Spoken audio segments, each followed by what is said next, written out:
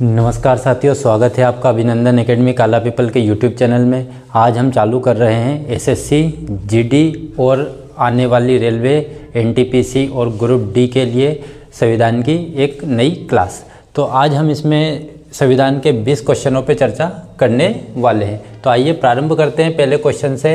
उच्चतम न्यायालय में संविधान के निर्वचन से संबंधित मामले की सुनवाई करने के लिए न्यायाधीशों की संख्या कम से कम कितनी होनी चाहिए।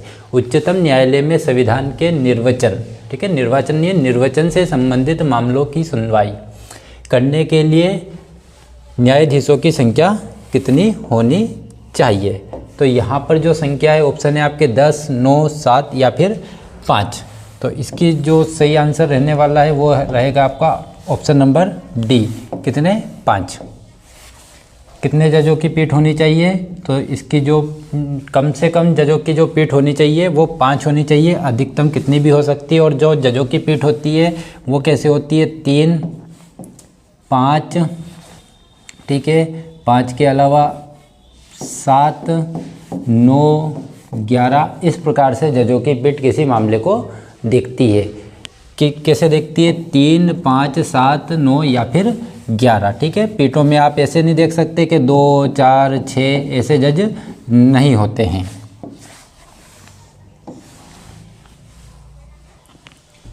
उच्चतम न्यायालय में संविधान के निर्वचन से संबंधित मामलों की सुनवाई करने के लिए न्यायाधीशों की संख्या कम से कम 5 होनी चाहिए। ये उस क्वेश्चन की व्याख्या है। तो क्या है, उच्चतम न्यायालय में संविधान के निर्वचन से संबंधित मामलों की सुनवाई करने के लिए न्यायाधीशों की जो संख्या होनी चाहिए वो कितनी होनी चाहिए, वो होनी चाहिए कम से कम 5 होनी चाहिए।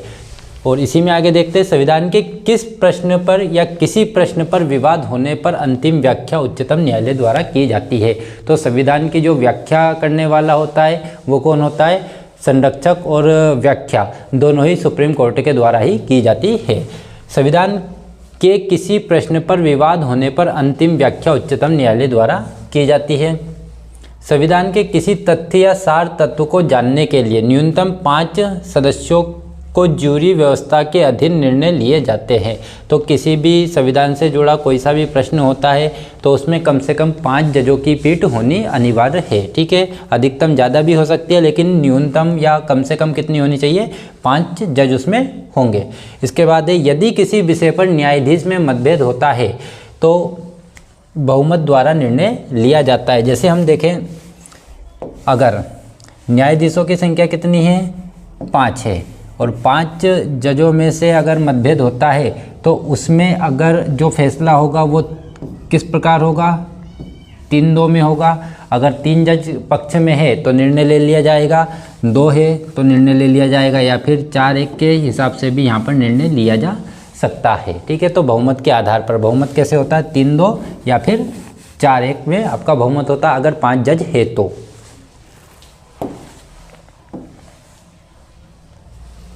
अगला क्वेश्चन है हमारा, निम्नलिखित में से कौन भारत के उपराष्ट्रपति का निर्वाचन करता है। दिए गए कूट से सही उत्तर चुनिए। ऑप्शन ए, पहला लोकसभा के सदस्य, राज्यसभा के सदस्य, विधानसभा के सदस्य या विधान परिषद के सदस्य के द्वारा। तो पूछा क्या है, भारत के उपराष्ट्रपति का निर्वाचन कौन करता है। तो भारत के राष्ट्रपति के चुनाव में भाग लेने वाले सदस्य होते हैं आपके कौन कौन, लोकसभा के सदस्य और राज्यसभा के सदस्य, ठीक है। तो हमको यहाँ से कूट दे रखे, कूट में चुनना है केवल 1 और 2, केवल 1 और 3, केवल 1 और 2, 3 और 1, 2, 3, 4। तो चारों तो नहीं होते। इसका जो सही आंसर है ऑप्शन नंबर ए, केवल 1 और 2 ही क्या करते हैं, उपराष्ट्रपति के चुनाव में भाग लेते हैं। जबकि राष्ट्रपति के चुनाव में कौन भाग लेते हैं, लोकसभा, राज्यसभा दोनों के निर्वाचित सदस्य और विधानसभा के निर्वाचित सदस्य। तो राष्ट्रपति में तीनों आ जाएंगे और उपराष्ट्रपति में ये दोनों आ जाएंगे। तो ऑप्शन नंबर ए इसका सही आंसर रहने वाला है।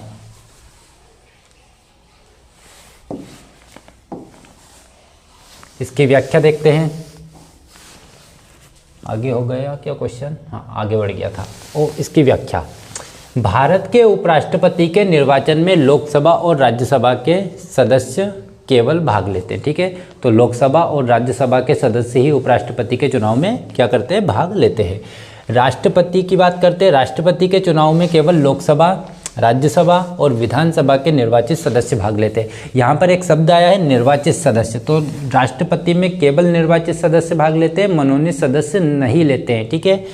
और विधानसभा के लेते हैं, विधान परिषद के भाग नहीं लेते, जबकि उपराष्ट्रपति के में विधानसभा के भी सदस्य भाग नहीं लेते हैं।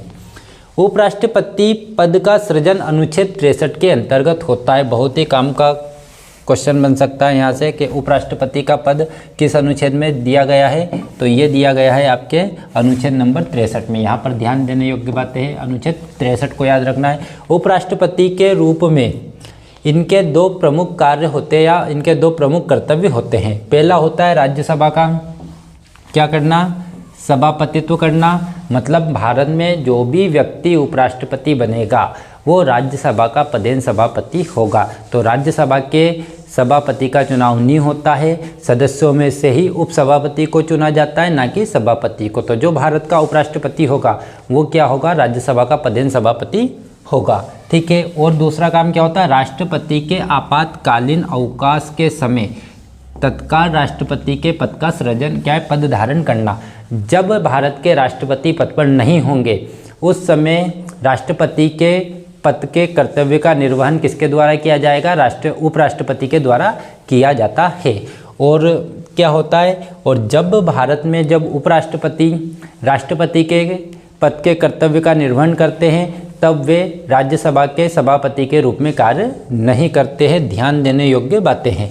इसके बाद अनुच्छेद 64 के अंतर्गत यह शक्ति उपराष्ट्रपति को संविधान द्वारा मिला है या दी गई है, ठीक है। थोड़ी सी लैंग्वेज ठीक नहीं है इसकी। अनुच्छेद 64 के अंतर्गत क्या दिया गया है, क्या बोला गया है कि जो भारत के उपराष्ट्रपति हैं वो राज्यसभा के पदेन सभापति होंगे।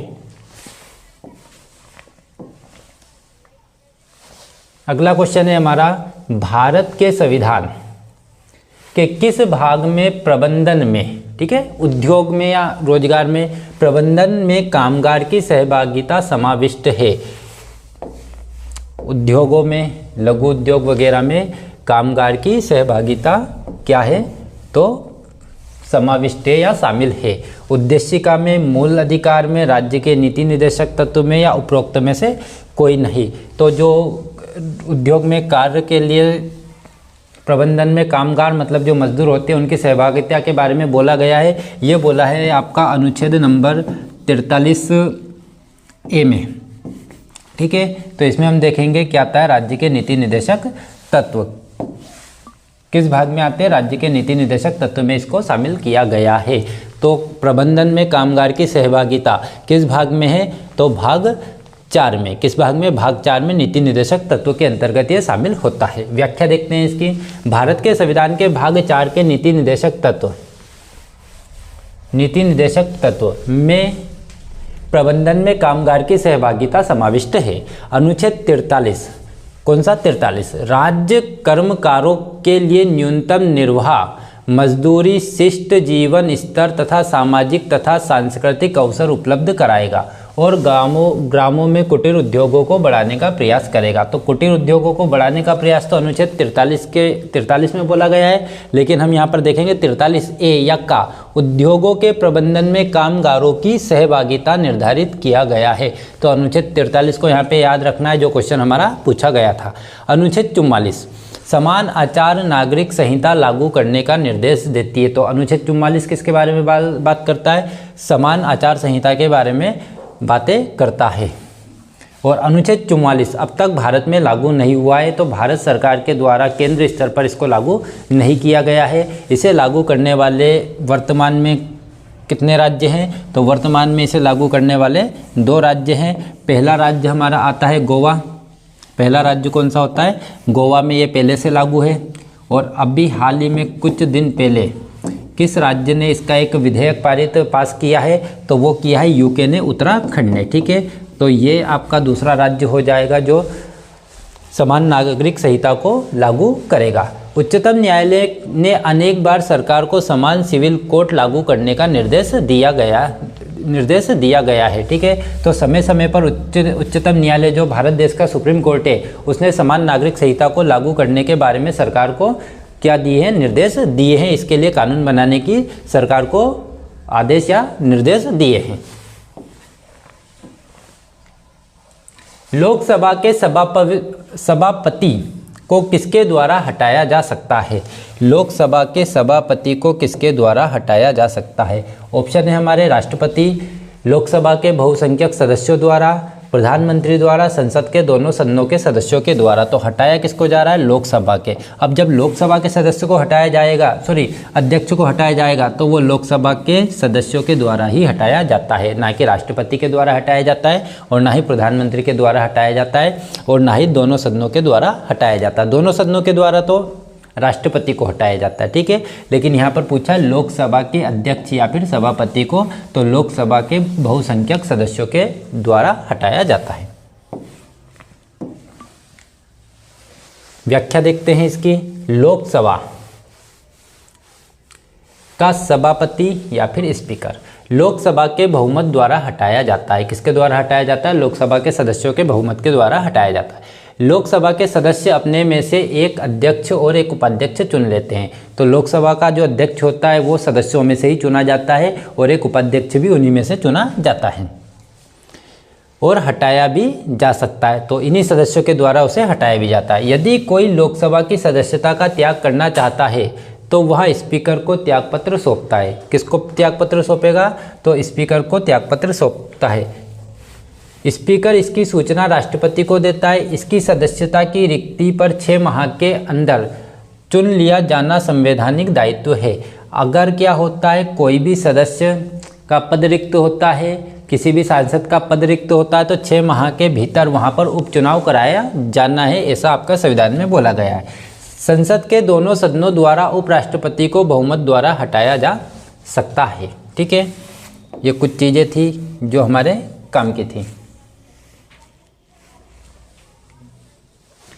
राज्यसभा में धन विधेयक प्राप्त होने के कितने दिनों के अंदर इसे लोकसभा में वापस किया जाना चाहिए?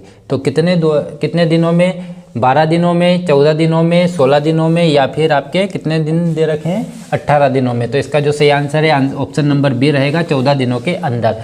तो राज्यसभा को धन विधेयक के मामले में किसी भी प्रकार की कोई शक्ति प्राप्त नहीं है, केवल इसे 14 दिन के लिए भेजा जाता है। जहाँ पर राज्यसभा धन विधेयक के मामले में क्या करता है, तो केवल आपका सिफारिश करता है, ये इसे अस्वीकार भी नहीं कर सकता और ना ही किसी प्रकार का संशोधन कर सकता है। अगर 14 दिनों के भीतर राज्यसभा के द्वारा धन विधेयक को वापस नहीं किया जाता है तो उसे उसी स्वतः ही क्या मान लिया जाता है? पास मान लिया जाता है, ठीक है। और धन विधेयक जो होगा वो राष्ट्रपति की पूर्व सहमति से ही, पूर्व अनुमति से ही क्या होगा, तो पेश किया जाता है। और धन विधेयक के मामले में किसी भी प्रकार की कोई संयुक्त बैठक का प्रावधान नहीं किया गया है। तो धन विधेयक के मामले में संयुक्त बैठक अनुच्छेद 108 के तहत राष्ट्रपति नहीं बुलाता, क्योंकि राज्यसभा के पास उसमें कोई अधिकार है नहीं, इसलिए इस बैठक का प्रावधान यहाँ पर नहीं है। व्याख्या। राज्यसभा में धन विधेयक प्राप्त होने के 14 दिनों के अंदर इसे लोकसभा को वापस किया जाना चाहिए। धन विधेयक सर्वप्रथम लोकसभा में ही पक्ष किया जाता है, प्रस्तुत किया जा सकता है। धन विधेयक को प्रमाणित स्पीकर के हस्ताक्षर के द्वारा अंतिम रूप दिया जाता है। तो धन विधेयक पर जो अंतिम निर्णय होगा वो किसका होगा? लोकसभा के अध्यक्ष का ही होगा। धन विधेयक राष्ट्रपति की पूर्व अनुमति के बिना नहीं लाया जा सकता। तो धन विधेयक राष्ट्रपति की पूर्व अनुमति के बिना नहीं लाया जा सकता। धन विधेयक राष्ट्रपति के पूर्व अनुमति के बिना नहीं लाया जा सकता, ठीक है। रिपीट है, धन विधेयक की परिभाषा अनुच्छेद 110 में वर्णित की गई है। तो धन विधेयक का उल्लेख किस अनुच्छेद में है? अनुच्छेद नंबर 110 में इसके बारे में उल्लेख किया गया है। बड़े काम की चीजें दे रखी है यहाँ पर। भारतीय संविधान का कौन सा अनुच्छेद राष्ट्रपति के पद के लिए पुनर्निर्वाचन की योग्यता निर्धारित करता है? 52, अनुच्छेद 54, अनुच्छेद 55, अनुच्छेद 56। तो अनुच्छेद नंबर जो आपका है 57, ये क्या करता है? राष्ट्रपति के लिए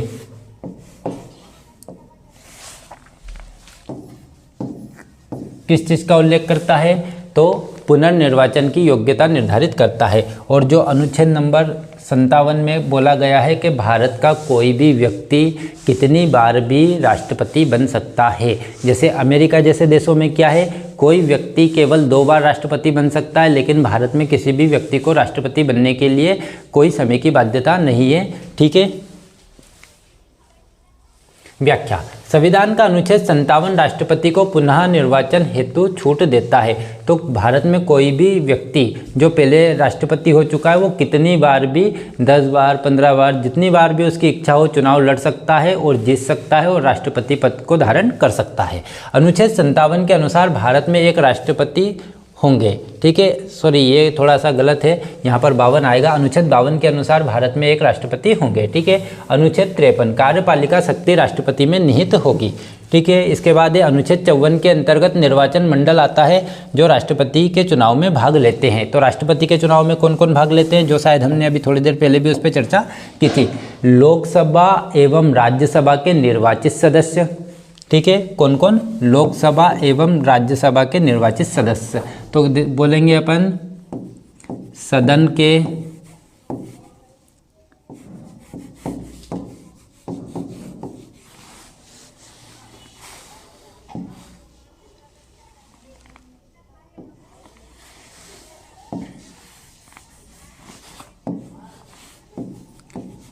संसद के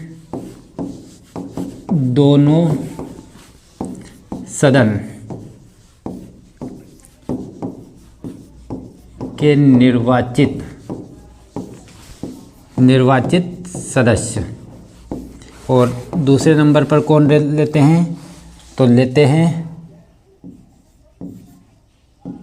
विधानसभा के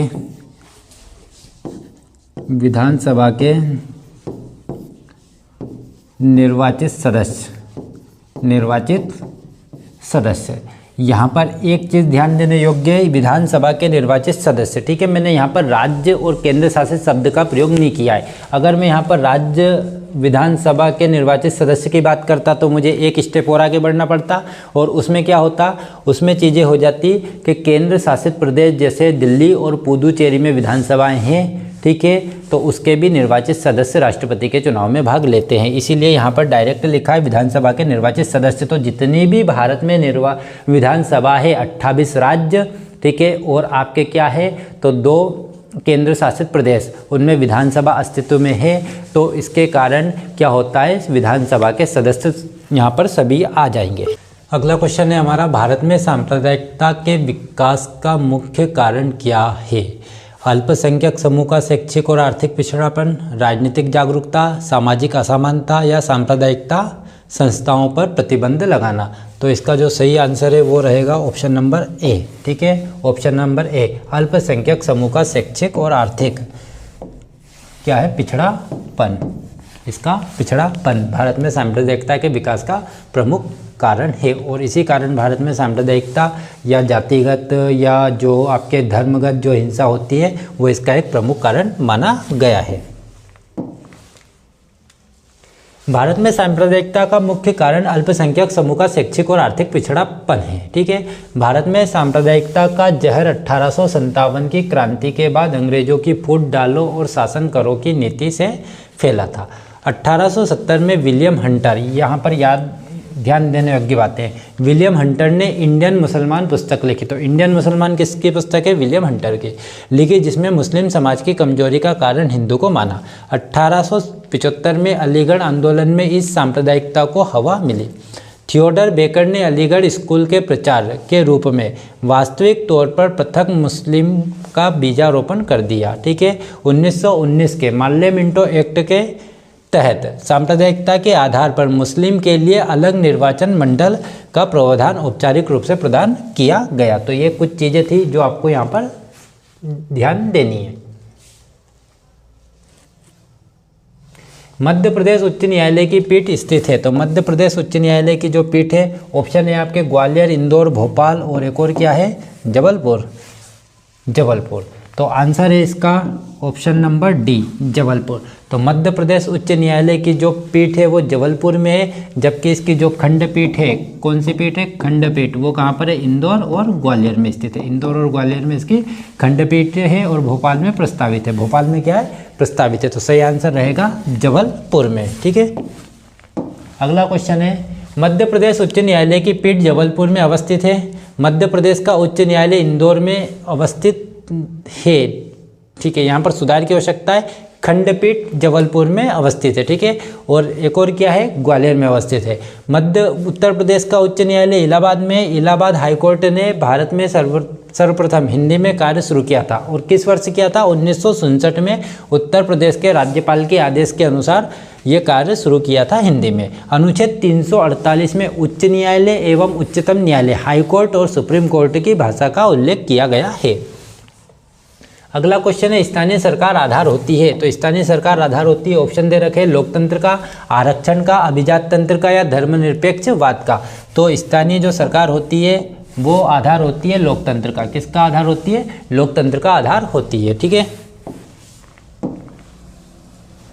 यहाँ पर व्याख्या भी दे रखी है, स्थानीय सरकार आधार है किसका, लोकतंत्र का। स्थानीय निकाय का जनक किसको माना जाता है, रिपन को माना जाता है। कब, 1884। ठीक है, उसका जो समय दे रखा है 1884। तो स्थानीय निकाय का जनक किसे कहा गया है, रिपन को कहा गया है। चोल प्रशासन, जो दक्षिण भारत में एक साम्राज्य था जिसका नाम था चोल वंश या चोल साम्राज्य। ठीक है, तो जो चोल प्रशासन की सबसे बड़ी विशेषता थी वो स्थानीय स्वशासन थी, या स्थानीय प्रशासन उसका विशेषता थी। उसका एक राजा था जिसका नाम था परांतक। ठीक है, उसके उत्तर मेरू अभिलेख से भारत में सर्वप्रथम स्थानीय स्वशासन की जानकारी प्राप्त होती है। भारत में सबसे पुरानी नगर पालिका कौन सी है, तो मद्रास है। इसकी स्थापना कब हुई थी, तो ये हुई थी 1687 में। तो भारत की सबसे पहली नगर पालिका मद्रास 1687 में स्थापित हुई थी। ठीक है, और कुछ चीज़ें आपके काम की नहीं है। अगला क्वेश्चन है, सर्वसम्मति से भारत का राष्ट्रपति कौन चुना गया था। ठीक है, तो सर्वसम्मति से भारत के राष्ट्रपति चुने गए थे, या फिर आप बोल सकते हो कि भारत के निर्विरोध चुने जाने वाले पहले राष्ट्रपति कौन थे। तो भारत के निर्विरोध चुने जाने वाले पहले राष्ट्रपति थे नीलम संजीव रेड्डी। कौन थे, नीलम संजीव रेड्डी। ठीक है, ये कब बने थे, तो 1977 में। कब बने थे, 1977 में भारत के क्या बने थे, तो राष्ट्रपति बने थे। व्याख्या है, सर्वसम्मति से भारत का राष्ट्रपति नीलम संजीव रेड्डी को चुना गया था। ठीक है, नीलम संजीव रेड्डी 1969 के चुनाव में वीवी गिरी से हार गए थे। क्या हो गए थे, वीवी गिरी से हार गए थे। ठीक है, इसके बाद है अगला, 1977 के राष्ट्रपति चुनाव में रेड्डी साहब निर्विरोध चुने गए थे, और ये द्रौपदी मुर्मू के पहले तक भारत के सबसे कम उम्र के राष्ट्रपति थे। अभी वर्तमान में सबसे कम उम्र में राष्ट्रपति बनने का श्रेय किसको जाता है, तो द्रौपदी मुर्मू जी को जाता है। KR नारायण भारत के पहले दलित राष्ट्रपति थे। जाकिर हुसैन साहब भारत के पहले मुस्लिम राष्ट्रपति, और ऐसे राष्ट्रपति जिनकी पद पर रहते हुए क्या हो गई थी, मृत्यु हो गई थी। वैसे राष्ट्रपति कौन थे, तो जाकिर हुसैन साहब थे। राधाकृष्णन 2 कार्यकाल के लिए चुने गए थे उपराष्ट्रपति, और भारत के दूसरे नंबर के क्या थे, उपराष्ट्रपति ये रहे हैं। ठीक है, भारतीय संविधान का कौन सा अनुच्छेद जम्मू कश्मीर को विशेष स्थिति प्रदान करता है। यहाँ पर था लगा लेना, क्योंकि 2019 के बाद से चीज़ें बदल चुकी है और धारा 370 को समाप्त कर दिया गया है। ठीक है, धारा 370 को समाप्त कर दिया गया है, तो 370 विशेष प्रावधान करता था। ये तो बड़ा बेसिक सा क्वेश्चन है। व्याख्या है इसकी, भारतीय संविधान में अनुच्छेद 370 का संबंध जम्मू कश्मीर राज्य से, किस राज्य से, जम्मू कश्मीर राज्य से। अनुच्छेद 370 जम्मू कश्मीर राज्य को अन्य राज्य से अलग और विशेष स्थिति प्रदान करता था। और क्या है, धारा 370 के अंतर्गत 6 प्रावधान थे। भारत का एकमात्र जम्मू कश्मीर राज्य जिसका अपना संविधान था। ठीक है, जिसका अपना संविधान था और अपना झंडा भी उसका अलग ही हुआ करता था। 26 अक्टूबर 1947 को कश्मीर भारत के देशी राज्यों के विलय पत्र पर हस्ताक्षर करके उसको शामिल किया गया था। यहाँ पर याद रखने योग्य दिनांक ये है, 26 अक्टूबर 1947 को जम्मू कश्मीर को भारत में विलय किया गया था। उस समय इसके राजा कौन थे, तो हरि सिंह इसके राजा थे। पुस्तक रिपब्लिक किसने लिखी थी? प्लूटो, अरस्तु, मार्क्स या सोक्रेटिज ने? तो इसको लिखी थी किसने? प्लूटो ने। किसने लिखी थी? प्लूटो ने इसको लिखा था। ठीक है, अगले क्वेश्चन की ओर बढ़ते हैं। प्लूटो यूनान के क्या थे? दार्शनिक थे। अरस्तु भी ग्रीक के महान दार्शनिक थे। अरस्तु राजनीतिक विज्ञान के जनक कहे जाते हैं। अरस्तु ने कहा कि मनुष्य एक सामाजिक प्राणी है। और मार्क्स ने क्या कहा है? तो जर्मन के महान विचारक थे, उन्होंने कुछ बोला नहीं है यहाँ पर। इसके बाद है अगला, संघ लोक सेवा आयोग के सदस्यों और अध्यक्षों की नियुक्ति किसके द्वारा की जाती है? भारत के प्रधानमंत्री के द्वारा, भारत के राष्ट्रपति के द्वारा, ठीक है, भारत के मुख्य न्यायाधीश के द्वारा, या फिर भारत की संसद के द्वारा? तो भारत के राष्ट्रपति के द्वारा संघ लोक सेवा आयोग के सदस्य एवं अध्यक्ष की नियुक्ति की जाती है और इनको पद से संविधान में वर्णित उपबंधों के आधार पर राष्ट्रपति द्वारा ही पद से हटाया जाता है, अन्यथा इन्हें हटाया नहीं जा सकता। संघ लोक सेवा आयोग के अध्यक्ष एवं सदस्य की नियुक्ति राष्ट्रपति द्वारा की जाती है। अनुच्छेद 308 से 323 तक क्या है? संघ लोक सेवा आयोग, सेवा और आयोग दोनों के बारे में उपबंध किया गया है। संघ लोक सेवा आयोग के सदस्य को उसी विधि से हटाया जाता है जिस विधि से उच्च एवं उच्चतम न्यायालय के सदस्यों को या न्यायाधीश को हटाया जाता है, न्यायाधीश को हटाया जाता है। संघ लोक सेवा आयोग परीक्षा के मापदंड तैयार करता है और परीक्षा के संचालन का निरीक्षण करता है। संघ लोक सेवा आयोग के सदस्यों को अनुच्छेद 311 के अधीन विशेष सुरक्षा प्रदान किया गया है। इसके बाद क्या है? भारत के संविधान की कौन सी अनुसूची राज्यसभा में सीटों के बंटवारे का निर्धारण करती है? तो भारत में अनुसूची नंबर 4। कौन सी अनुसूची? अनुसूची चौथी। ऑप्शन दे रखे तीसरी, चौथी, पांचवी या छठी। तो इसका जो सही आंसर है वो है चौथी अनुसूची। तो चौथी अनुसूची क्या करती है? राज्यसभा में सीटों का बंटवारा करती है। अगले क्वेश्चन की ओर बढ़ते हैं। केंद्र राज्य संबंधों का सुझाव निम्न में से किसने दिया था? तो केंद्र राज्य संबंध का जो सुझाव दिया था वो दिया था, ऑप्शन है आपके श्री कृष्ण आयोग ने, सरकारी आयोग ने, सच्चर आयोग ने या फिर कोठारी आयोग ने। तो इसका सही आंसर रहेगा आपका सरकारिया आयोग। ठीक है, कौन सा आयोग? सरकारिया, तानी है वो या है। ठीक है, तो थोड़ा सा यहाँ पर ध्यान देना, सरकारिया आयोग ने। ठीक है, इसकी स्थापना कब हुई थी? 1983 में हुई थी। इसने अपनी रिपोर्ट कब दी थी? 1988 में। और इसी रिपोर्ट की अनुशंसा पर सरकारी आयोग की सिफारिश पर एक परिषद का गठन होता है जिसको बोला जाता है अंतर्राज्यीय परिषद, जिसके अध्यक्ष कौन होते? प्रधानमंत्री होते। और इसका उल्लेख किस अनुच्छेद में किया गया है अंतर्राज्यीय परिषद का? तो अंतर्राज्यीय परिषद का उल्लेख मिलेगा आपको 263 में। कौन से में? 263 में, अनुच्छेद नंबर 263 में इसका उल्लेख मिलता है। ये था हमारे आज का लास्ट क्वेश्चन। उम्मीद है आपको क्लास पसंद आई होगी। तो ज़्यादा से ज़्यादा वीडियो को शेयर करना है और चैनल को सब्सक्राइब करना है।